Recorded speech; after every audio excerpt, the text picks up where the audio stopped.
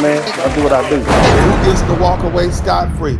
These black attorneys, these black prosecutors seem to have forgotten or ignored this reality. Their so-called white liberal allies and political patrons have effectively set them up for failure. Somebody typed the doulo in the chat room. Somebody typed the setup in the chat room. Somebody typed the N-word wake-up call in the chat room. These individuals who were once celebrated as trailblazers and symbols of accountability, right? When they took on Trump, when he was down, now, as a political tide shift, it's clear that their friends, somebody type friends in quote, their friends have strategically placed them in positions where they are bound to fail. And more importantly, where they will absorb the blame. It was a long shot from the get-go. Now, you guys have taken the opportunity to look up Jack Smith. Let me see if I can find Jack Smith. I want you to see what he looked like, just so we can establish the context. Are y'all with me? Y'all, I need 2 more super chats. That'll be plenty, and that'll be plenty. Let's look up Jack Smith. I want you to see what Jack Smith looked like. Y'all know what Fonnie Willis looks like, right? Y'all know what she looks like. You know what Alvin Bragg looked like. They wanted to be famous, and they're famous. This is what Jack Smith looks like. Do you see the difference between Jack Smith? That's Jack Smith right there. Okay, this white fella. Okay, he's out of there. Okay? He's already shown that he understands the game. Okay? Jack Smith is going to be retired with a new job, not at the U.S. Attorney's Office. He has dismissed 37 counts, 37 felonies against Donald Trump in federal court. He is preparing to retire, okay, from the Justice Department. He's out of here. Gone.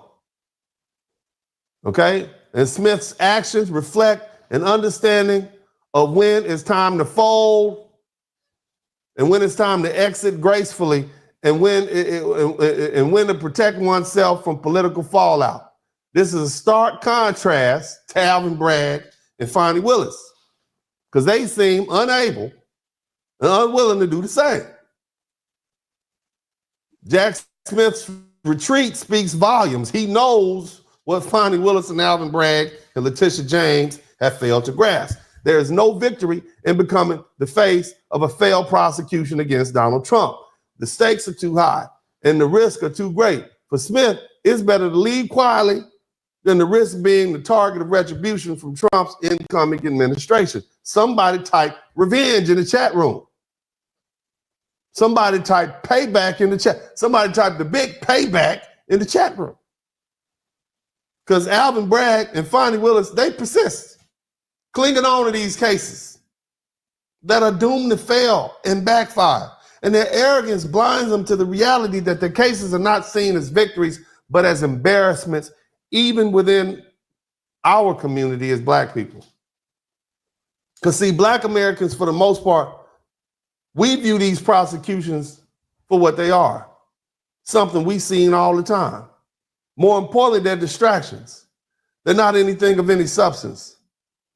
Now, if they work, they worked, and they help your candidate win, that's cool. I know that's how some of y'all feel.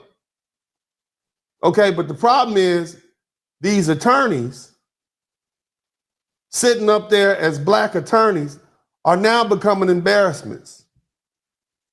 They look like they've been used as tools. They look like they've been played, trying to impress their white liberal friends in New York and LA and San Francisco and their political benefactors. Meanwhile, the white people who historically abandon their tools once they're broken, okay, because they're already moving on, leaving these Black attorneys exposed all alone. Look, when Trump's Justice Department begins its inevitable purges, Alvin Bragg and Fonnie Willis and Leticia James, they're going to be the first to feel the full weight of his retribution. They are uniquely positioned as the perfect scapegoats, high profile, controversial, and symbolic. Trump's, and they're not, and because of the racial society that we live in, nobody gonna feel sorry for them. That's just how it is. Okay, in Trump's base, they're gonna demand accountability.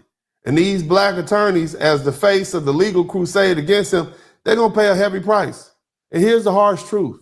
There's not going to be any outcry from them.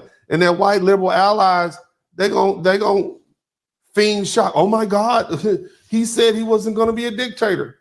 They're going to wash their hands of the situation and dip on out. Like you riding down Halldale, headed south in South Central LA, round about 76th Street. You know what I'm talking about? You're going to hit that dip. They're going to dip on out. Shout out to my man Quantum Solace again. Okay? Now, black attorneys, meanwhile, I see that downfall is inevitable, and it's a result of hubris and failure to recognize the larger game being played. You getting played. Alvin Bragg, you filed a motion to abate the proceedings. Okay? That's what you did. That's a mistake. You should have dismissed the case. Shouldn't have never filed it. Fonnie Willis, all your personal and professional bag, all your business in the street. You could have quietly dismissed these RICO charges instead of stubbornly trying to cling to a case that has already been mocked for shaky premises.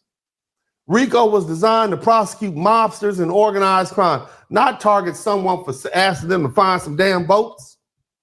Leticia James, you continue to pursue this civil case that seems more personal and professional, leaving you open for allegations of bias and overreach.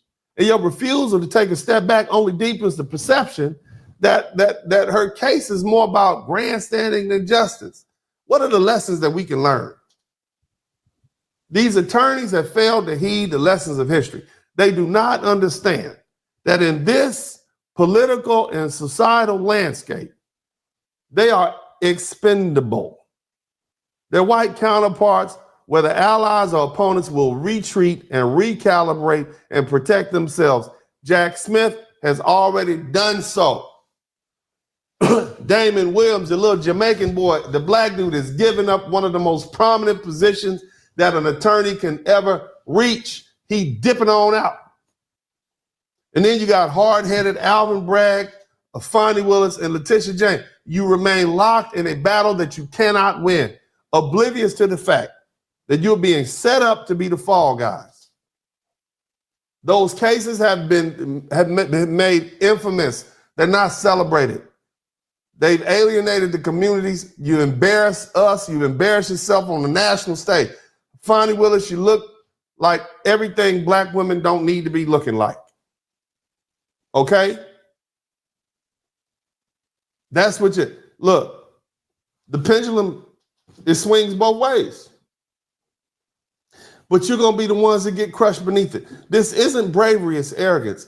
It will be your undoing. You're holding on to the tiger's tail, and when it turns, you have no one else to blame but yourself. That young Jamaican, Damien, he's a smart one.